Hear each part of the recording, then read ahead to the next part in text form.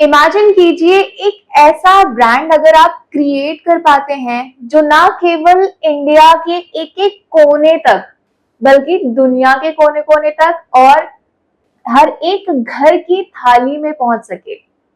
एक ऐसा ब्रांड जो ना सिर्फ एक प्रोडक्ट बन के रह जाए बल्कि एक लेगेसी क्रिएट हो जाए।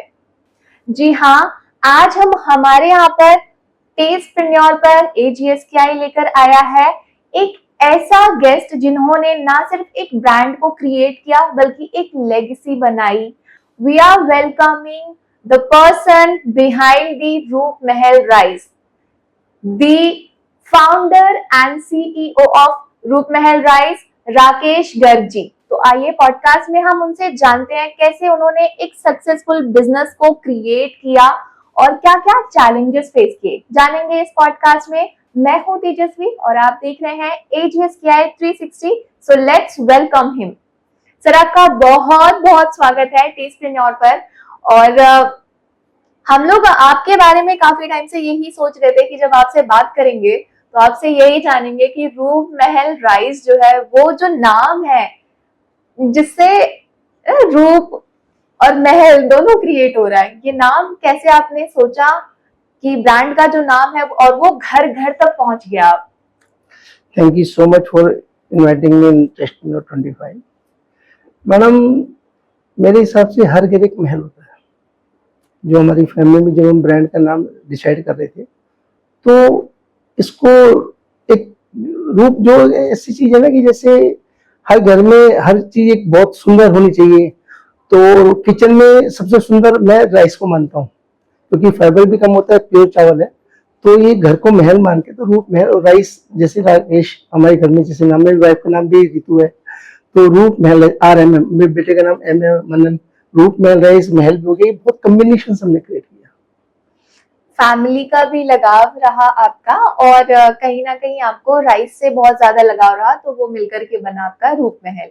मैडम, फैमिली तो फैमिली है और राइस तो हमारा from the great grandfather 89 years से राइस की बिजनेस में है, तो ये कॉम्बिनेशन तो नेचुरल है जी।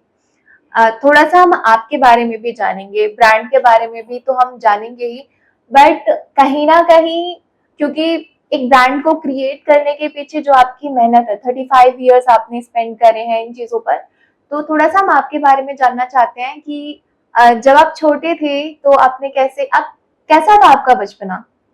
बचपन मेरा एक्सीडेंट था। मैं हमारी नई में शॉप थी, आज भी है, वो 1948 से। तो मैं स्कूल जाता था तो डे टाइम में कभी टाइम मिलता था तो शॉप पे हम चले जाते थे 15 मिनट के लिए, 30 मिनट्स के लिए। बहुत सारे व्यापारी होते थे, बाबूजी के पास बैठे रहते थे। तो राइस का थोड़ा सा, बाबूजी शुरू से राइस के काम करते थे, पिताजी। तो अपनी नए बिहार में शॉप है तो उस चक्कर में जाना आना राइस से बचपन से ही जुड़ा हो रहा है जी। तो इसलिए बिजनेस में तो इंटरेस्ट शुरू से ही है। और आप दिल्ली से ही हैं? जी, दिल्ली से नहीं, दिल्ली से है तो हरियाणा के, बट 90 इयर्स बैक का मेरे ग्रेट ग्रैंडफादर दिल्ली में आए थे जी। फिर आपने स्कूलिंग करी और कहाँ से हुई आपकी पूरी स्कूलिंग? स्कूलिंग मैंने हैप्पी स्कूल से करी कुछ समय, फिर मैं सोनीपत हिंदी स्कूल में चला गया था हॉस्टल में। आने के बाद फिर मैंने दिल्ली से करी। उसके बाद ग्रेजुएशन मेरी दिल्ली यूनिवर्सिटी से हुई है और पोस्ट ग्रेजुएशन मेरी जो MBA की डिग्री YMCA से है और एक्सपोर्ट कोर्स मैंने IFT से किया, institute of foreign trade, Qutub institution में किया। तो बाकी लोग तो जॉब में जाते हैं, आपने कहाँ बिजनेस का पंगा ले लिया? बिजनेस में मैडम एक्चुअली शुरू से इंटरेस्ट था और पढ़ाई इसलिए की कि जैसे जैसे समय बदल रहा था तो एजुकेशन की बिजनेस में बहुत रिक्वायरमेंट थी। तो पिताजी का भी यही था कि पहले पढ़ो फिर बिजनेस ज्वाइन करो ताकि बिजनेस में आपको कोई दिक्कत ना आए आगे। तो टारगेट तो बिजनेस था, एजुकेशन लेना बहुत जरूरी है और एजुकेशन तो हर समय काम में आती है। करेक्ट, एजुकेशन हमेशा काम आती है। तो आपसे सब कुछ भी ले लेगा, आप सबको मालूम है एजुकेशन तो कोई ले नहीं सकता ना, आपका जो ज्ञान है, आपकी पढ़ाई है, वो कोई नहीं ले सकता। जीवन में बहुत उतार चढ़ाव आते हैं, वो एजुकेटेड आदमी ही उन सब चीजों को, उन समस्याओं से पार कर सकता है। स्टार्टअप का क्योंकि आपको शुरू से सिखाया गया घर में, स्टार्टअप अब तो बहुत आम चीज हो गई है, लेकिन उस टाइम पे स्टार्टअप वर्ड मेरे ख्याल में आपको बताया भी नहीं गया होगा कि स्टार्टअप है, लेकिन आपको बिजनेस सिखाया गया था टाइम पे कि आपको बिजनेस करना है। तो अकॉर्डिंग टू यू स्टार्टअप क्या है, और एक आइडियल स्टार्टअप अगर आप आज के तौर पे बनाते तो वो क्या बनाते? मैडम मैं टोटली फोकस्ड है ना इंडिया की पॉपुलेशन को लेके हूँ।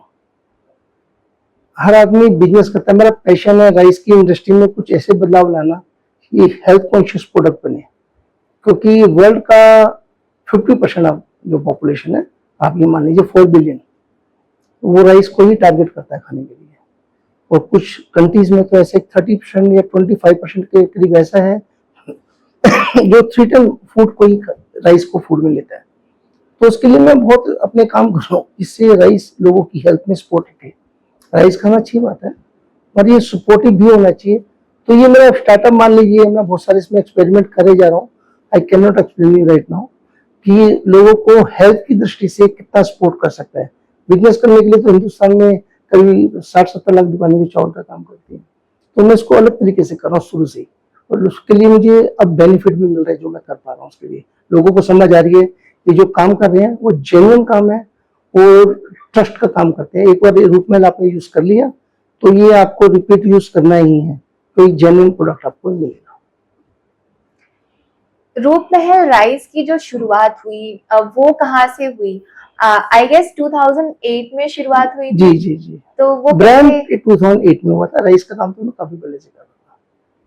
रूपमहल 2008 में शुरू जी हुआ। हाँ। तो कैसे आपने लाइक प्लान किया, क्या जर्नी रही रूपमहल राइस की?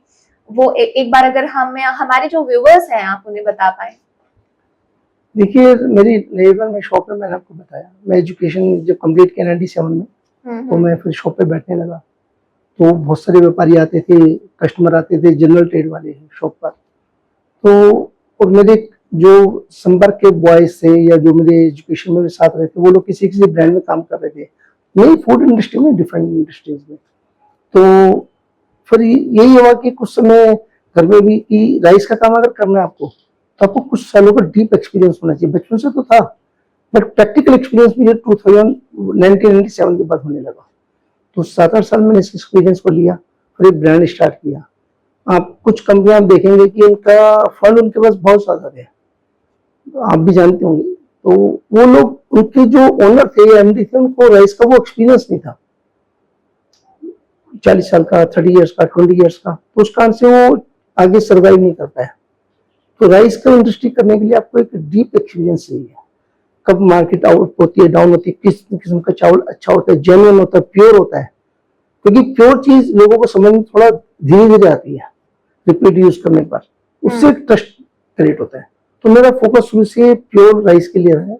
तो इसलिए मैंने जो जनरल ट्रेड का बिजनेस था नए बिहार का, उसको मैंने ब्रांड में कन्वर्ट किया, क्योंकि जनरल ट्रेड तो जनरल ट्रेड हो ही चल ही रहा है, वो चलता रहेगा। तो एक माइंड में ये बात भी है कि जैसे हर इंडस्ट्री, बेसन की इंडस्ट्री जैसे 30 इयर्स पहले, शायद आपको सुबह का तो नहीं पता होगा, और स्पाइसी इंडस्ट्री थी, हर शॉप पे ओपन दिखता था, सील होता था। तो दुकानदार ये कहता था मैंने खुद पिसवाया, प्योर है। आज जो आप स्पाइस देखेंगे या बेसन देखेंगे या शुगर देखेंगे, सब पैक्ड है। ज्यादातर जनरल ट्रेड की दुकान पे राइस आपको खुला नजर आएगा। करेक्ट। तो अगर पैक्ड है तो फिर वो डबल रेट में ऑलमोस्ट, या 30-40% हाइक है। तो मैं उसको टारगेट करके जो ओपन राइस है उसको हाइजेनिक फूड में पैक करके सब लोगों को पैक्ड राइस मिले और उसी रेट में मिले। उस समय तो जो पैकिंग कॉस्ट है वो एक्स्ट्रा कोई उसी रेट में मिले, उसी 2-3-4% पैकिंग चार्ज ज्यादा लग जाए, जो पैकिंग चार्ज है या डिलीवरी कॉस्ट है, उसके लिए डिस्ट्रीब्यूशन नेटवर्क बनाना पड़ता है। तो जो जेन्युइन कॉस्ट उसमें ऐड होके 30% हाइक ना होके 7% या 8%, जो भी मार्केट का सिनेरियो है, उस प्रकार से उसी रेट में जनरल ट्रेड में लोगों को पैक्ड फूड मिल पाए, मैं उसकी प्लानिंग कर रहा हूँ। और हर शॉप पे चाहे लो रेट का राइस है, चाहे हाई रेट का राइस है, जेन्युइन रेट में मिले। तो एक हाइजीनिक राइस का सिनेरियो आप क्रिएट करना चाह रहे हैं, नहीं उसकी कर रहा हूँ, बात मैं स्टार्ट कर चुका हूँ, काफी एरिया में जा रहा है, काफी कॉलोनीज कवर है। 500 शॉप पे दिल्ली में भी राइस है हमारा, और कॉर्पोरेट कस्टमर तो सारे यही हैं। We are expert for the customize product. आप कहेंगे जी मुझे बिरयानी बनानी है, मैं 130 का राइस ले रहा हूँ, मगर मुझे लेंथ है 15 mm या 16 mm, आप उसको 80-85 में सेट करके दीजिए। तो मैं उनसे डिस्कस करके सारी जेन्युइनिटी बता देता हूँ, मुझे 2% का, 3% का, 4% का ये मार्जिन तो चाहिए, बाकी ये प्रोडक्ट मैं आपको दे रहा हूँ, इससे कम रेट में आपको अवेलेबल नहीं हो सकता। तो मैं कस्टमाइज प्रोडक्ट उनके लिए सेट करता हूँ किसी की बिरयानी 400 का एक हांडी है, किसी की 200 की है, तो 200 वाला 130 वाला राइस कैसे अफोर्ड करेगा? उसको लंबा राइस भी चाहिए, प्योर भी चाहिए, तो कस्टमाइज प्रोडक्ट हम लोग तैयार करते हैं। और जो कस्टमर स्टार्ट हो गया मेरा 2008 से, टचवुड है, आज तक वो कंटिन्यू है। क्या बात है सर। Thank you. तो ये जैसे हम लोग अगर मान लीजिए कोई एक इंसान जो कि ब्रांड को क्रिएट कर रहा है, ठीक है, उसमें सबसे बड़ा चैलेंज होता है ट्रस्ट बिल्डिंग। लेकिन आपने जब शुरुआत करी होगी तब और भी चैलेंजेस रहे होंगे, तो वो क्या चैलेंजेस थे, आपने उनको कैसे कम बैक किया, ओवरकम किया, एक बार वो अब हमें अगर ब्रीफ कर पाए। शुरू में जब ये ब्रांड स्टार्ट हुआ 2008 में, तो लोगों का ये कहना था कि 2-3 ब्रांड बड़े एक्टिव थे मार्केट में, 3-4 ब्रांड, उसमें अब 10 ब्रांड भी कह सकते हैं। तो यार हम आपका तो नया ब्रांड है, कैसे लें? तो मैं उनसे कुछ लोगों से पर्सनली मीटिंग करता था, टॉप लेवल पे, B2B में, GM लेवल पे मीटिंग सेट करके। वो मिलने को थोड़ा सा हिचकिचाते भी थे, यार परचेज डिपार्टमेंट से बात करो, तो परचेज वाले के हेड से बात करना, कॉर्पोरेशन। मैं उनको एक ही चीज बोलता था, देखिए मैं जो आपको प्रोडक्ट दूंगा, एक तो सीधा अपनी फैक्ट्री से दूंगा, मिडिल मैन की कॉस्ट खत्म। और अगर आपको गोवा में माल चाहिए, बॉम्बे में माल चाहिए, उत्तराखंड में माल चाहिए, कहीं भी चाहिए राइस, तो वहां पे डिस्ट्रीब्यूटर लेगा कॉस्ट, वहां से डिस्ट्रीब्यूटर के पास जाएगा, फिर डिस्ट्रीब्यूटर चार्ज करेगा, मैं सीधा आपको वहां दूंगा। उसके लिए मैंने क्या किया कि कुछ ट्रांसपोर्टर से 15 से 20 टन रोड से एग्रीमेंट किया, वो मुझे इतने किलोमीटर तक ये चार्ज करेंगे और कस्टमर तक डेस्टिनेशन तक पहुंचाएंगे राइस को। तो उस कारण से कस्टमर को तो जो मिडिल मैन तक खत्म हो गया। आप अगर 20 से मिलेंगे तो उसमें से 4-5 लोग आपको बहुत जरूर अप्रिशिएट करेंगे, क्योंकि वो छोटे से बड़े हुए। तो उन लोगों को ये समझ आया कि ये तो हो गया कॉस्ट इफेक्टिवनेस की बात। क्वालिटी का उन्होंने कहा ये कैसे ब्रांड ट्रस्ट कर लिया, हमारा तो इतना बड़ा होटल है, इतनी बड़ी फ्लैट किचन है, इतना बड़ा ये सब कुछ है। तो उनको मैंने एक बात बोली, देखिए सर ऐसा है कि आपको भी किसी ने चांस दिया होगा, तो आप इस ब्रांड को चांस देंगे तो वापिस मत कीजिएगा। जो चावल अगर सैंपल के अकॉर्डिंग ना आए और कॉस्ट इफेक्ट ना करे, तो बस आपको एक ही काम करना है, इसको डोनेट करना है। मैं वापसी नहीं लूंगा, डोनेट कीजिए। अगर आपने 2 लाख का राइस मंगाया, 1 लाख का, 5 लाख का राइस मंगाया, तो उसको डोनेट करना है आपको। बट अगर आप उस पर कंप्लेन बताएंगे, मेरी टीम को मौका मिलना चाहिए उस चावल को सैंपल के अनुसार पका के दिखाए आपके यहाँ। इस बात से काफी लोग कन्विंस हुए, तो सिस्टम बढ़ता चला गया, 1 से 2, 2 से 4, 4 से 5, अभी तो मैंने कॉर्पोरेट क्लाइंट्स अभी 10 मेजर जो बड़े नाम आप लेंगे तो शायद सब यूज ही कर रहे होंगे इसको डेफिनेटली B2B में, क्योंकि हम कस्टमाइज प्रोडक्ट तैयार करते हैं उनके अकॉर्डिंग के अनुसार। जो जनरल प्रोडक्ट है हमारा हर जगह अवेलेबल है, हाइपर प्योर पे, डिलीवरी पे, हर जगह। जो छोटे मतलब जिनकी रिक्वायरमेंट, छोटा तो कोई भी नहीं, सब बड़े ही हैं, जिनकी रिक्वायरमेंट 100 kg 200 kg है, वो बड़ी रिक्वायरमेंट वाले भी तो हर साइड पर प्रोडक्ट अवेलेबल है। B2B की साइड पे भी और डिलीवरी की साइड पे भी आपको हर जगह मिलेगा प्रोडक्ट ही। और जो बड़े कॉर्पोरेट क्लाइंट है उसको कंपनी सब आज भी डायरेक्ट दे रहे हैं, उनकी सर्विस आज तक बरकरार है 2008 से। रूपमहल राइस को अगर हम देखें कि इंडिया में तो है ही अच्छा खासा मार्केट, बट आप बाहर की कंट्रीज में भी एक्सपोर्ट कर रहे हो, ठीक है, तो वो जो एक ग्लोबल एक्सपोर्ट मार्केट है वो बहुत बड़ा है, ठीक है। तो रूपमहल राइस की जो ग्लोबल जर्नी रही है वो अभी तक कैसी रही है? ग्लोबल जर्नी में मैं कुछ लिमिटेड कंट्रीज में काम करता हूँ। जब मैंने कुछ जैसे ओमान को, दुबई को, कुछ कंट्रीज को, नेपाल को और कुछ और कंट्रीज को स्टार्ट किया, तो मेरे को ये एनालिसिस हुआ कि जैसे 40-50 कंट्री तो इंडिया में, किसी की 30 लाख पॉपुलेशन, किसी 40 लाख पॉपुलेशन है, 40 लाख में से 5 लाख लोग खा रहे हैं राइस को हाई क्वालिटी का, क्योंकि we working in the premium sector. Premium sector का राइस तो है, जो उसकी चार्जिंग रेट है वो नॉर्मल है, बिल्कुल नॉर्मल राइस जैसे आप ओपन राइस मार्केट में लेंगे 60 रुपए का, और वो पैक होकर रहता है 90 रुपीज का। तो हम पैक वो प्रीमियम सेक्टर में जो 90 रुपीज का 140 में बिकता है, तो हम 140 वाला चावल 90 रुपीज में दे रहे हैं, 60 का आपको 90 में मिलेगा, हम प्रीमियम वाला आपको 90 में ही दे रहे हैं, 140 वाला आपको 90 में दे रहे हैं, 100 में दे रहे हैं, 110 में दे रहे हैं, कैटेगरी तो आपको 250 तक की है। तो मैंने एनालिसिस किया कि इंडिया की जो मार्केट है वो अबाउट $7 to 8 बिलियन की है। आप ये मोटा मोटी माल की 60,000 करोड़ 70,000 करोड़। और जो पैक फूड की मार्केट है, आप डाटा से सर्च करेंगे लॉन्ग ग्रेन बासमती की, वो इफेक्टिवली 5,000 के आसपास कवर है या 6,000 के आसपास, तो 10% भी कवर नहीं है। तो मैंने कहा पहले अपने घर वालों को मेरे को चावल खिलाना है, अपने इंडिया वालों को। पूरा संसार ही मेरा एक कुटुंब है एक प्रकार से। बट पहले ऐसे ना कि अगर मेरे पास 100 रुपए है तो पहले मैं अपने घर का पेट भरूंगा, फिर पड़ोसी का, फिर रिश्तेदार होगा। तो इस प्रकार से मेरे को अपने इंडिया को जनरल राइस पहुंचाना है घर घर में, और एक्सपोर्ट में बहुत लोग लगे, वो भी जरूरी है। तो मेजर पार्ट जहां मैं स्टार्ट किया वहां मैं कर रहा हूँ, क्योंकि मैं एक्सपोर्ट जो करता हूँ अपने ब्रांड में करता हूँ, सामने इम्पोर्टर के ब्रांड में नहीं एक्सपोर्ट करता। तो हमारी कंपनी का एक विजन है कि अगर मैं राइस से फैक्ट्री से राइस जा रहा है तो ट्रस्ट बिल्डिंग के कारण मेरे ही ब्रांड में जाना चाहिए, और इम्पोर्टर के ब्रांड में देने को नुकसान नहीं, देते हैं सब लोग। बट क्या है कि हम लोग अपने, हर आदमी का अपना प्लानिंग होता है। तो मेरे को फिर लगा कि इंडिया को मुझे पहले सर्व करना चाहिए, और बाकी कुटुंब तो पूरा वर्ल्ड है, जहाँ से रिक्वायरमेंट आती है हम सर्व करते हैं। हमारे टारगेट ऑडियंस जो मार्केट है इंडिया की, क्योंकि गैप बहुत बड़ा है, और वो भी प्योर बासमती देना, ये नहीं कि कोई भी चावल पैक किया दे देना। आप ऑर्डर देंगे, अगर हमारी प्रोडक्शन कैपेसिटी नहीं है तो हम उस हिसाब से क्षमा लेंगे, ये नहीं कि कहीं से रीपैक कराया आपको भिजवा दिया। नो, तो ट्रस्ट हमारा कंपनी का सबसे बड़ा लॉजिक है कि हम ट्रस्ट के साथ ही काम करते हैं। कस्टमर ने एक बार राइस ले लिया तो रूप में ही लेगा। सर, जो कोविड का जो टाइम था वो सबको पता है कि काफी ज्यादा डिफिकल्ट था हर एक सेक्टर के लिए, बट एफएमसीजी के लिए ठीक था उस टाइम पे सेक्टर। तो रूपमहल राइस का जो कोविड स्टोरी है वो कैसा था? क्या खास चीजें हुई उस टाइम पे?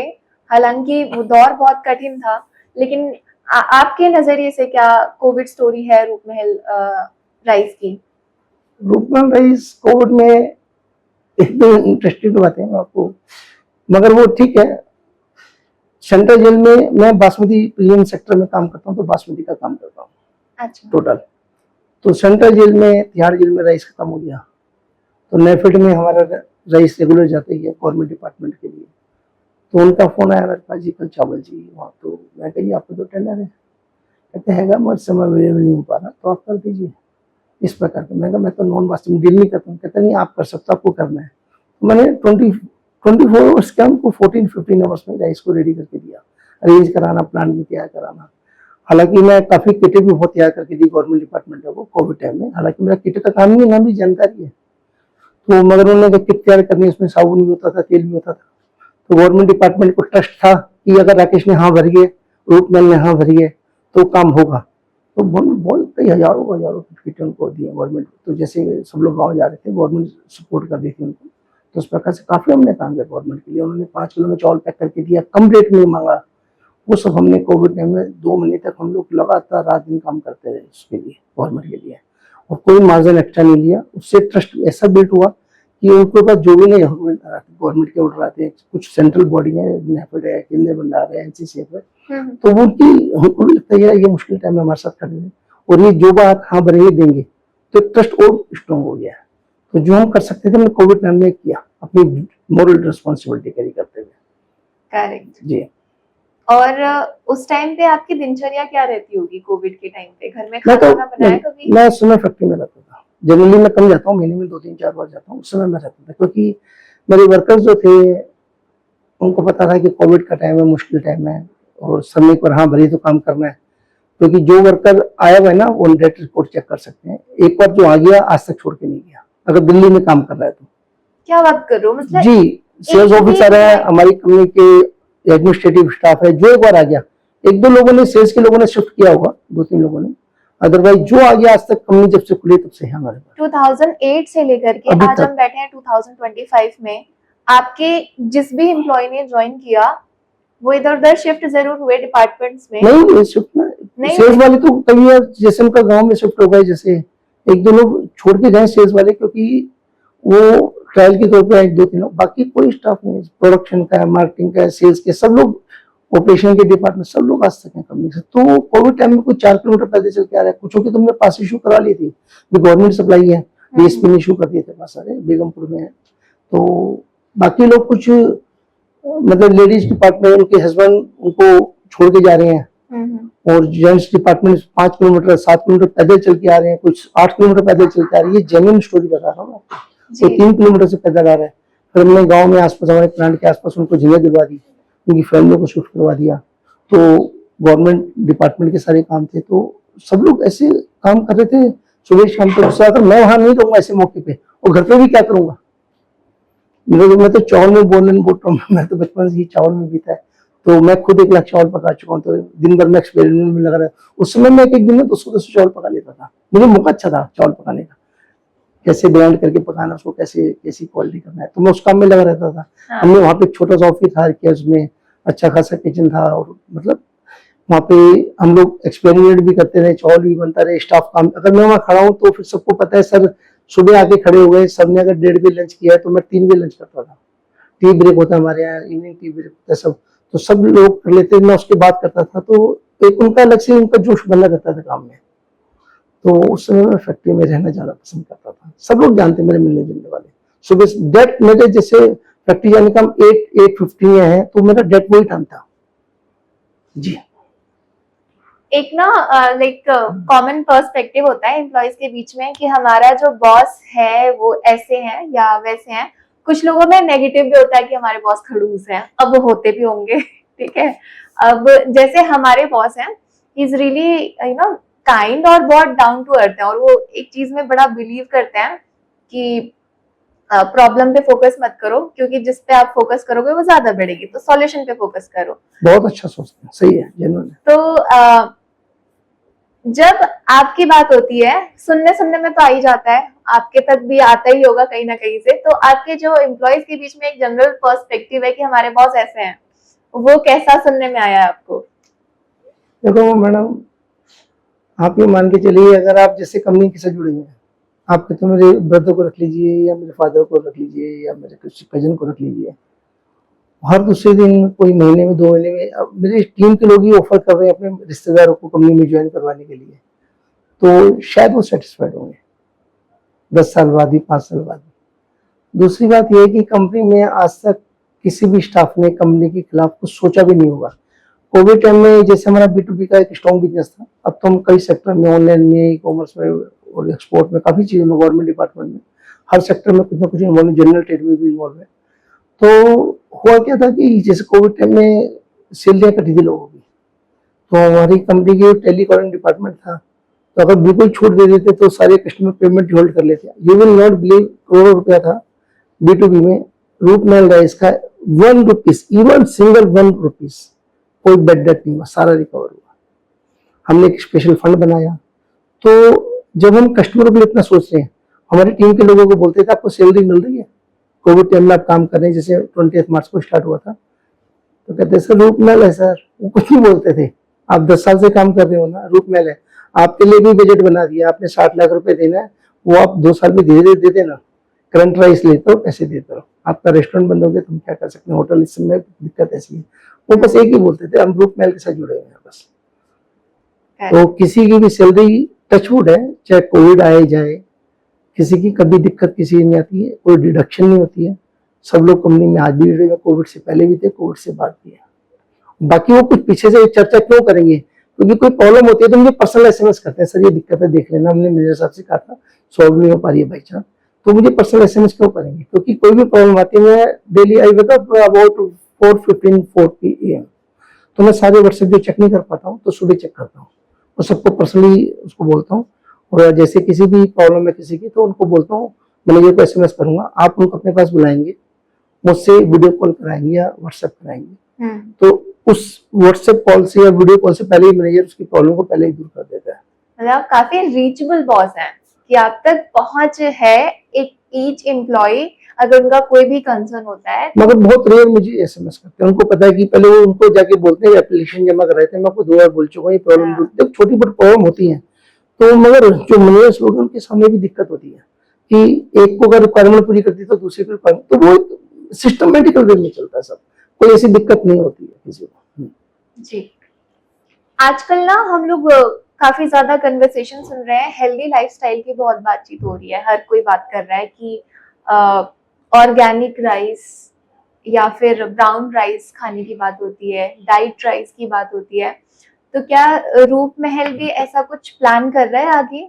मैडम जो रूप महल राइस है, इसकी प्रीमियम कैटेगरी में जो चावल देते हैं, ये डाइट राइस भी है, इसके अंदर शुगर मिनिमाइज है, जो होनी चाहिए उससे कम हो नहीं सकती, क्योंकि चावल जमीन से एक जनरली एग्रीकल्चर प्रोडक्ट है, तो जो जमीन से चीज निकल रही है और उसको हम आर्टिफिशियल नहीं कर रहे हैं, तो जो इनबिल्ट शुगर है वो मिनिमाइज होती है, आटे से भी कम होती है। आप इसको टेस्ट कराइए रूपमल राइस को, उसमें 0.05% शुगर है, तो नाक के बराबर होती है। वो क्यों है? क्योंकि हम प्योर 11-21 बासमती को उसमें पैक करते हैं। वो हमें देखना है कि 6 मंथ ओल्ड है, 2 ईयर ओल्ड है, 1 ईयर ओल्ड, वो हमारे एक्सपेरिमेंट चलते रहते हैं। तो राइस के लेके हम राइस को सेल करने के लिए पैशनेट नहीं है। मेरी कंपनी में सेल्स डिपार्टमेंट ही नहीं है। आप कोई भी ऑफिसर से नाम लेंगे, सेल्स कंसल्टेंट, राइस कंसल्टेंट, आप बुलाइए, हम आपके पास आएंगे, हम आपको राइस के बारे में बताएंगे, डिसीजन आप लीजिए। जो लैब रिपोर्ट है हर बैग पे प्रिंट है, आप उसको कहीं भी चेक कराइए। तो हम प्योर चावल जो होता है वो डाइट राइस ही होता है एक प्रकार से, और बिल्कुल लोगों को इस बात की समझ नहीं है, वो हम उसी पे काम कर रहे हैं। फूड टेक में जो कन्वर्ट कर रहे हैं कंपनी को, इसलिए कन्वर्ट कर रहे हैं कि लोगों को पता चले कि राइस इंडस्ट्री जो है ना टेक्नोलॉजी में कन्वर्ट हो रही है। टेक्नोलॉजी का मतलब ये कि राइस तो टेक्निकल हो नहीं सकता, वो तो जमीन से पैदा होता है। तो लोगों को इसकी जानकारी इजिली अवेलेबल जो बीच है, तो उस पर हमारे बैगों पे प्रिंट होता है, हमारी वेबसाइट पर अवेलेबल है। आप कभी मेल डालेंगे तो उसका भी आपको रिप्लाई मिलेगा। तो थोड़ा अवेयरनेस में टाइम लगता है और ट्रस्ट बिल्डिंग में टाइम लगता है। तो ट्रस्ट बिल्डिंग यही है कि जो कस्टमर हमारे बड़े कस्टमर है, गवर्नमेंट डिपार्टमेंट है या ऑनलाइन के कस्टमर जो एक बार ले रहे हैं वो रेगुलर ले रहे हैं, तो उनको कुछ ना कुछ तो सही लग रहा होगा। करेक्ट। अच्छा, मुझे ना अभी मौका मिल रहा है इस इंडस्ट्री को थोड़ा डीपली जानने का, तो मैं वो मौका मिस नहीं करूंगी। मुझे ये जानना है कि मुझे ये पता है कि वो जो राइस है वो फार्म्स के थ्रू आता है, खेती की जाती है जी। तो वहां से वो फिर हम तक कैसे पहुंचता है, वो आप अगर प्रोसेस शॉर्ट में ही अगर हमें बता पाए, व्यूअर्स को भी पता चलेगा और मैं तो सीखूंगी। ये जो बासमती राइस है वो अक्टूबर, नवंबर, दिसंबर में होता है। जो फार्मर्स होते हैं, गवर्नमेंट ने बहुत अच्छा सिस्टम बना रखा है फार्मर्स के लिए कि ऑल ओवर इंडिया अपना राइस कहीं भी ले आ सकते हैं, धान को कोई टैक्स नहीं है फार्मर। मगर गवर्नमेंट ने एक और सिस्टम बना रखा है, हर स्टेट की हर डिस्ट्रिक्ट होती है उसमें मंडी बना रखी है लोकल। जैसे पंजाब में जितने भी डिस्ट्रिक्ट है, हरियाणा में जितने भी डिस्ट्रिक्ट है, उत्तर प्रदेश में हर में एक मंडी पाएगी, अनाज मंडी। अनाज मंडी में आड़ती होते हैं, कमीशन एजेंट, वो 1-2% लेते हैं। फार्मर वहां जाके माल रखता है, जो भी हम जैसे मैन्युफैक्चरर होते हैं, मिलर होते हैं या कोई ब्रांड वाले होते हैं, वहां जाते हैं, मंडी से धान ले आते हैं। उसको अपना जो किसान जो भी वहां बोली लगती है, मतलब इतने रुपए किलो का धान है, तो वो किसान को सेम डे बिक जाता है, किसान का सेम डे जितना भी ले आएगा। और सब लोग जो मिलर होते हैं जितने भी सब लोग ले जाते हैं मंडियों से, लोकल मंडियों से, और पेमेंट उनको कर देते हैं। वो आरती को किसान को same day next day payment कर देता है। तो वो मिल में आता है, वहां से धान से चावल बनता है, फिर आपके मार्केट में आता है। तो किसानों को अच्छी खासी कमाई हो जाती है। It depend on the situation कि अगर फसल आपकी अच्छी हुई है, सर बरसात अच्छी हुई है, चावल पानी में पैदा होता है। वैसे किसान जो चावल के किसान है, आई थिंक कि सब बहुत संपन्न है, अच्छे हैं। मुझे ऐसा लगता है तो कहीं ना कहीं फिर तो प्रॉफिट हो ही रहा होगा। राइस की डिमांड बढ़ रही है डे बाय डे, और लोगों को राइस फूड एक इम्पोर्टेंट, पहले 3 बिलियन पीपल खा रहे थे, अब पिछले 15-20 साल पहले 4 बिलियन पीपल पे आ गए हैं, जैसे half of the population taking rice. तो ऐसा क्यों हो रहा है? अब एक इजी टू डाइजेस्ट है, easy to eat, easy to prepare, बहुत तो आपके ऑप्शन है इसमें राइस बनाने में, आप कुछ भी बना सकते हैं। Ready to eat product market में अवेलेबल है, तो इजी टू कुक है, क्योंकि every kitchen is the startup itself. उसके लिए सबसे ज्यादा इजी राइस ही है। क्या every kitchen is startup itself? हर घर की जो किचन है वो स्टार्टअप ही है, क्योंकि मेरी मदर है या मेरी सिस्टर है या वाइफ है, वो मुझे चाहे घर में कोई कुक भी है तो they want to give me the best food. और राइस इजीएस्ट प्रोसेस है बनाने का, ना कोई रोटी बनाना, मैं किसी की कोई नेगेटिव नहीं बोल रहा हूँ। पानी में डाला बन के बाहर गया, बिरयानी बनाइए, पुलाव बनाइए, कुछ भी बनाइए, इसको किसी चीज से, राजमा राइस वो सब चाहिए, एक्सपेरिमेंट कर सकते हैं। मतलब एक राइस एक ऐसा फूड हो गया कि आपको खाने में भी आसान है, तो लोगों को रोटी तोड़नी पड़ती है, हमारा तो स्टाइल ही तो जाना की है। तो क्या है कि राइस जो है वो चम्मच से आप खा सकते हैं, इजी खा सकते हैं, काम करते हुए खा सकते हैं। तो आज के टाइम पे अगर आपको बिजनेस शुरू करना होता, मतलब दैट यंग राकेश जी जो अब शुरू करते हैं उन सब चीजों को 2025 में, तो आप किस चीज का बिजनेस करते? मैडम एक्चुअली जैसे आपको देखने के लिए आंखें चाहिए, जिंदा रहने के लिए सांसें चाहिए, तो मेरे को जिंदा रहने के लिए राइस के बिजनेस में इनोवेशन चाहिए। मैं इनोवेशन कर ही जा रहा हूँ। अभी मेरे को कुछ चीज नजर नहीं आ रही अर्जुन की आंख की तरह कि राइस की इंडस्ट्री को इतना इनोवेटिव करना है और इतना अवेयरनेस करना है कि हर आदमी को राइस के बारे में पता चले कि राइस, जेन्युइन राइस क्या होता है, वो खाने से मिनिमम आपको नुकसान होता है, इजी टू डाइजेस्ट। हमने उस तरफ फोकस किया। अभी मुझे कुछ नजर ही नहीं आ रहा और कुछ सामने तक कभी नजर भी नहीं आएगा जब तक मैं इसको अच्छी तरह इनोवेट नहीं कर दूं, एक्सपेरिमेंट नहीं करता रहूं। एक क्वेश्चन मुझे, मैं अपनी बात से आपको बता रहा हूँ, आपके लिए वो क्या आंसर होना चाहिए डोंट नो। हाँ, जो मेरा पैशन है वो मैं आपको बता रहा हूँ। डेफिनेटली। एक क्वेश्चन मुझे जस्ट अभी मुझे लगता है पूछना चाहिए। जब एक पर्सन इतना सक्सेसफुल है जिसके कि टर्नओवर्स करोड़ में हैं, वो सिर्फ इंडिया में नहीं बल्कि अदर कंट्रीज के साथ भी बिजनेस कर रहे हैं, वो इतने काम कैसे हैं? इतना शांत नेचर है आपका, ये कैसे पॉसिबल? आप योगा करते हैं या मेडिटेशन करते हैं? मैडम सुबह में मैं 4:15 उठता हूँ, सारे मील चेक करता हूँ 5 o'clock, तो उसके बाद मैं 1 घंटा योगा वगैरह करता हूँ। कुछ भजन चलते रहते हैं घर में, हमारे घर में भजन चलते रहते हैं। आपने सरल नाम सुना हो, सरल रहिए। ये जो है ना सरल, क्योंकि भजन सुनेंगे तो कुछ शब्द आते हैं सरल। स से सीता जी, सरल, रा से राम जी, और सरल, एल से लक्ष्मण जी। तो राम सीता लक्ष्मण जी के नाम लेते, सरल रहिए तो ठाकुर जी अपने आप आपके लिए सुनेंगे। काम रहना जरूरी नहीं है मैडम, होना ही चाहिए। काम आपका नेचर होना चाहिए। जैसे बत्तख बिल्कुल सिंपल ही होती है, तो एक आदमी का नेचर वैसा रहेगा ना, सब आपसे जुड़ेंगे, क्योंकि सब खाली आए हैं, खाली जाएंगे। स्ट्रगल हर आदमी ने किया अपने अपने लेवल पर। क्या मानी साहब स्ट्रगल नहीं कर रहे? इतना बड़ी इंडस्ट्री और आगे ले जाने की कोशिश कर रहे हैं, तो कितने डाउन टू अर्थ है वो। हम लोग को तो क्या वैल्यू है। सही बात है। लेकिन नहीं, अभी अमिताभ बच्चन जी का ले देख लीजिए, कितने कामयाब है, कितने सरल है। जो सरल होगा वही आगे बढ़ेगा। वो जैसे आपने कहा ना, सारे स्टाफ की आपकी तक रीच है, तो अब अमिताभ बच्चन के साथ हर पूरी इंडिया की रीच है, तो हर आदमी तो अमिताभ बच्चन को एसएमएस नहीं कर देगा ना शुरू से। तो सरल रहना, आप जब आप एक लेवल पे पहुंच जाते हैं ना, तो आपको सरल रहना के लिए कुछ टीचिंग, कोचिंग, ये सब जरूरी है, ताकि आप लोग आपसे जुड़े रहें, आपसे बने रहें और आप काम में लगे रहें। तो इसकी प्रैक्टिस क्या है? बस थोड़ा सा आपके पास एक, जैसे रीडिंग का मेरे को एक शौक है, करीब होगी 100 बुक्स होंगी, ज्यादा तो नहीं, तो मैं रीडिंग 100 बुक्स? अभी तो मेरी पढ़ने की स्पीड थोड़ी कम हो गई है एक एज के साथ। क्या क्या पढ़ते हो आप? सारी नॉलेजेबल बुक्स पढ़ता हूँ। कैसे अपने आदमी ग्रो करना चाहिए, लाइफ कैसी होनी चाहिए, कैसे आपको बिजनेस में इनोवेशन करना चाहिए, कैसे टाइम को यूटिलाइजेशन करना चाहिए, कैसे आपको डे प्लानिंग होनी चाहिए, आपको मिलने वालों से कैसे मिलना है, बिजनेस सर्कल में कैसे मिलना है। हर प्रकार की बुक्स अवेलेबल है। आजकल तो यूट्यूब बहुत आसान हो गया है। हाँ। आपको हर चीज अवेलेबिलिटी है। तो वो मेरी मतलब 100 मिनट्स तो डेली लर्निंग डेली रहती है। वैसे रहती है 3 to 4 आवर्स, क्योंकि गाड़ी में भी लर्निंग चलती रहती है। जब भी खाली टाइम में लर्निंग चलती रहती है। 3 to 4 आवर्स? हाँ, गाड़ी में चल रहा हूँ तो लर्निंग चल रही है। सुबह मॉर्निंग में तो होती है, रात को जैसे मैं राम नाम की किताब लिखनी है तो उसको 40 मिनट लग जाते हैं मुझे। 2-3 पेज कवर किया, 1 पेज कवर किया। तो वो आपकी जैसे है ना, आप बॉम्बे की ट्रेन का आपने नाम सुना होगा, क्राउडेड ट्रेन है। बॉम्बे की ट्रेन जो होती है, लोकल ट्रेन, सबसे क्राउडेड है। तो आप वहां बाहर खड़े हैं, भीड़ आपको अंदर कर देगी और भीड़ आपको भारी कर देगी स्टेशन आने पर। तो आपकी कंपनी ऐसी हो जाती है ना, तो उस प्रकार से फिर आप उसी प्रकार से ग्रो करते हैं। फेवरेट बुक कौन सी है आपकी? रामायण ग्रंथ है जो भी है। वैसे मैंने सबसे पहली जो किताब पढ़ी थी, जीत आपकी पढ़ी थी, शिव खेरा जी की, आज से 25 साल पहले। तो उसकी कोई फेवरेट लेसन जो आपको याद रहा हो अभी तक? वो बुक में काफी चीजें हैं। सबसे पहली बुक मैंने वही पढ़ी थी आज से 25-26 साल पहले। वो मैं बुक्स अभी उसके नए वर्जन भी आ गए हैं कुछ, तो शिव खेरा जी उन्होंने लिखी थी बुक को। तो जीत आपकी, उसमें मतलब यही है कि आदमी को कोशिश करते रहना चाहिए। आप आज नहीं तो कल कामयाब हो ही जाएंगे, क्योंकि आपने, अगर कोई आदमी पहाड़ तोड़ कर सब बना सकता है, जीत राम मांझी, तो कोई कुछ भी कर सकता है अगर आप कंटिन्यूस एफर्ट्स कर रहे हैं और आपके अंदर पैशन है। आप डेली उस बुक में बहुत, चाहे स्टेप डेली लीजिए, चाहे छोटे छोटे लीजिए, तो उस बुक्स में काफी कुछ है। उसके बाद जो इंडिया में मैंने पहली बुक पढ़ी, उसके बाद तो बहुत बुक्स पढ़ ली।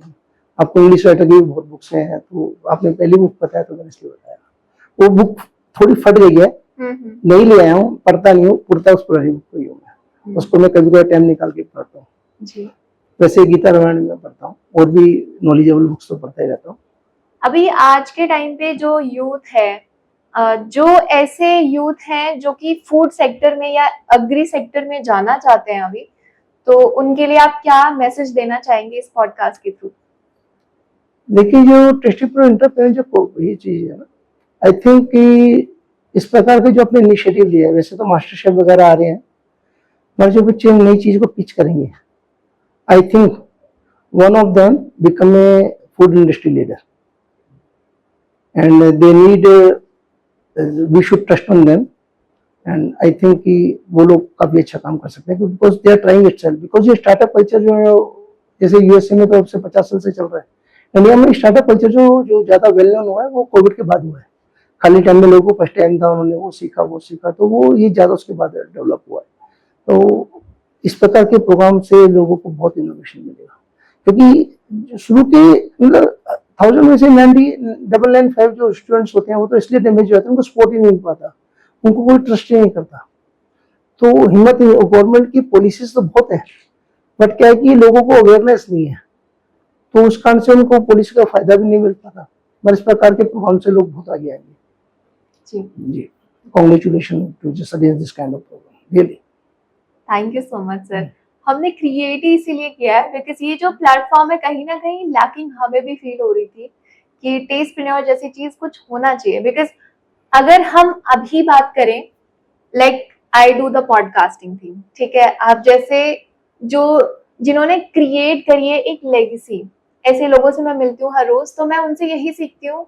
जैसे आपने एक लेगेसी क्रिएट करी है, लेकिन आप कितने काम है। तो हर दिन जब मैं पॉडकास्ट करती हूँ मैं कुछ सीख रही हूँ, और मैंने यही सीखा है कि एफएमसीजी जो इंडस्ट्री है, जो हमारी लाइफ का एक बहुत बड़ा हिस्सा है। हम खाना खाते हैं, सुबह भी खाते हैं, दोपहर भी खाते हैं, वो खाना कहाँ से आता है, क्या उसका प्रोसेस है, नहीं पता है हमें, क्योंकि हमें बताया नहीं है कभी। इसलिए ये टेस्टप्रेन्योर हो रहा है। और ऐसे बहुत सारे, अभी जब हम शो कर रहे होंगे, रियलिटी शो जब हमारा बन रहा होगा, हम वहां पे सुन रहे होंगे कैसे कितने स्मार्ट आइडियाज हैं एफएमसीजी में। तो ऑब्वियसली ये चीज क्रिएट होगी और हम सब उसका हिस्सा हैं, तो अच्छा फील होता है ये। एक्चुअली जो राइस इंडस्ट्री है, जो भी टेस्टप्रेन्योर है, ये जो चीज है ना, ये जो अभी मैं थोड़ा सा आपको वैसे ब्रीफ करूंगा हल्का सा। हमने कुछ वेबसाइट पे आज से 4 कोविड टाइम में कुछ रेसिपी बनवाई, थोड़ा समय नहीं होता था, तो वो रेसिपी अब इम्प्लीमेंट हो रही है कुछ हमारी वेबसाइट पे। जैसे हमने एक ब्लॉग डाला कि काशी के दिन चावल क्यों नहीं खाना चाहिए, लोगों को पता है नहीं खाते, लोग हिंदू धर्म में नहीं खाते, तो गूगल ने उसको 7 डेज तक उसको रखा अपने इंटरनेशनली कि यार ये बहुत लोग अच्छा है। उसमें हमने डिटेल डाली कि किस कारण से नहीं है, क्योंकि क्या होता है काशी वाले दिन फूड में सारे पाप, हमारे पाप सारे फूड में गिर जाते हैं, फूड में पाप मिल जाते हैं, और सबसे ज्यादा राइस में मिलते हैं, जो मैंने सर्च किया ऑनलाइन। अच्छा, तो फिर हमने कहा राइस क्यों नहीं खाना चाहिए, उसके हमने कई रीजन भी दिए हैं काशी वाले दिन, तो इसलिए गूगल ने उसको 7 डेज तक इंटरनेशनली उसको अपने टॉप पे रखा राइस में। सर रैपिड फायर का टाइम आ चुका है। जी मैम। तो तैयार हैं आप रैपिड फायर एक्सप्रेस के लिए? By the God grace. अपनी कंपनी का नाम आपने रूप महल क्यों रखा, और इसके पीछे जो है कहानी क्या है? मैडम सोचते रहे, सर्च करते रहे, क्योंकि मैं घर को महल मानता हूँ। मैं भी राकेश, मेरी वाइफ का नाम भी रितु, रितु महल, रितु का, और रूप मानने मतलब एक अच्छी सुंदरता, फूड के लिए सुंदरता के लिए। अगर आप चावल नहीं बेच रहे होते तो आप अभी क्या बेच रहे होते? मैडम मैं चावलों में पैदा हुआ हूँ, और चावल के अलावा मुझे कुछ नजर ही नहीं आता, उस तरह सोचने का मेरा ध्यान ही नहीं गया कभी। आप अपना सबसे बड़ा कॉम्पिटिटर किसे मानते हैं, और उनसे आप क्या मोटिवेशन सीखते हैं? मैं मैडम अपना कॉम्पिटिटर अपने आप को मानता हूँ। मुझे रोज यही पैशन है कि चावल में इनोवेशन क्या करूं और क्या नहीं कर पाया हूँ, यही मेरा कॉम्पिटिशन है। चावल की सबसे अच्छी डिश कौन सी है जो आपने कभी बनाई हो? मैं तो स्टीम राइस बनाता हूँ, वैसे जो मुझे पसंद है वो बिरयानी भी पसंद है। स्टीम राइस तो मैं वीक में 7 to 10 टाइम लेता हूँ, जो 1 टाइम इन अ डे में आई टेक द राइस, और खुद बनाते भी, क्योंकि 1 लाख चावल में खुद पका चुका हूँ। जी। एक ऐसी चीज जो आपके चावल के ब्रांड से जुड़ी हुई है लेकिन लोगों को उसके बारे में नहीं पता है? अवेयरनेस अभी लोगों को धीरे बढ़ रही है कि ये प्योर बासमती है, और प्योर बासमती में ही ये लोग रूप महल राइस प्योर बासमती का ही काम करता है। क्या आप अपनी कंपनी का एक भी राइस ब्रांड किसी और को दे सकते हैं? Never, never. अगर आप अपनी कंपनी के लिए एक टैगलाइन बदल सके तो क्या बदलेंगे? पेट भरे पर मन नहीं। ये आई थिंक अभी है मगर ये इसको और अपडेट करना है। मगर पेड़ टैगलाइन फिलहाल ये चल रही है, different people different choice taste one. तो इसमें हम थोड़ा सा कॉम्बिनेशन से चल रहे हैं इसको थोड़ा सा। आपने सबसे पहले किसको अपने चावल खिलाए थे, याद है वो मेमोरी? भट्टाचार्य जी थे, रेलवे IRCTC के ऑफिसर, वो हमारे शॉप पर आए थे, तो उनको इमरजेंसी रिक्वायरमेंट थी, वहीं से B2B की जर्नी स्टार्ट हुई। वो दिल्ली बेस किचन में सीनियर चीफ ऑफिसर थे, और जितनी राजधानी बन की जाती है उसका खाना IRCTC खुद तैयार करवाता था अपनी बेस किचन से। अच्छी खासी किचन थी, वेल मेंटेन, तो वो भट्टाचार्य को अपनाया। क्या आप अपनी फैमिली से ज्यादा चावल के बारे में सोचते हैं? मैडम दोनों इक्वल है, मतलब दोनों चीज बराबर है, चावल और फैमिली। मेरी फैमिली का हर आदमी चावल में ही लगा हुआ है, तो उनको भी चावल से ज्यादा कुछ पर नहीं है। चावल या रोटी, आपको क्या पसंद है इसमें से? चावल, क्योंकि मैं चावल तो डेली खाता ही हूँ, 1 टाइम इन अ डे और 2 टाइम खाना होता है इसे। एक ऐसा इंसान जिसने आपके इस पूरे सफर में सबसे ज्यादा आपका साथ दिया और विश्वास किया? 2 लोग हैं, मेरे फादर साहब, अब तो नहीं है, तो एक मेरे साथ लगी रही, तो उनको पता था ठीक है शौक तो ही है, बट हमें इस ब्रांड को कामयाब करना है। She is continuous with me. Father साहब नहीं है, मगर उन्होंने मुझे सपोर्ट किया है, इसके लिए ब्रांड बनाने के लिए सपोर्ट किया। जिस समय में सपोर्ट का 60 इयर्स के थे, तो ब्रांड को खड़ा करने की कोशिश करते, जिंदगी निकल जाएगी, अगली पीढ़ी अगर कामयाब हो गई तो अगली पीढ़ी के काम आएगा ये। वो तो, लेगेसी हाँ, कंटिन्यू। तो इसलिए एजुकेशन के बाद भी उन्होंने कहा तू रैश की ट्रेनिंग ले, कुछ मत कर, शॉप पे बैठ, फिर ब्रांड बनाना। वो पहले से तैयारी चल रही है। अकॉर्डिंग टू यू, रूपमहल राइस की जो सक्सेस का एक सीक्रेट है वो क्या है? Purity, trust. राइस को हम प्योर ही देते हैं, जिसने एक बार ले लिया वो हमेशा इसलिए लेता है, उसको ट्रस्ट बिल्ड हो जाता है। अगर आपको अपने राइस ब्रांड के लिए एक कोई हॉलीवुड एक्टर को ब्रांड एम्बेसडर बनाना हो तो वो कौन होगा? मैडम मेरे देश में इतने बड़े बड़े सुपरस्टार हैं, उस तरफ मुझे सोचना ही नहीं है। मैं बॉलीवुड का बनाऊंगा, हॉलीवुड का नहीं। किन्हें बनाएंगे? बनाने के तो बहुत नाम है, एक को लूंगा तो दूसरा नाराज हो जाएगा, दूसरे को लूंगा तो तीसरा हो सकता है, बट क्या है कि बनाऊंगा अपने या तो क्रिकेट स्टार को, किसी को, इंडियन को, तो मैं ये इंडियन स्टार को बनाऊंगा। मेरे इंडिया में ऐसे स्टार हैं, तो मैं तो उनसे बड़ा स्टार किसको नहीं मानता हूँ। आपको 35 इयर्स हो गए हैं इस पूरे इंडस्ट्री में, तो इस पूरे 35 इयर्स को अगर एक वर्ड में डिफाइन करना हो तो आप क्या बोलेंगे? Passion towards working. ऑलराइट, सो ये हमारा रैपिड फायर था, and thank you so much, आपने बहुत ही एप्टली आंसर किया।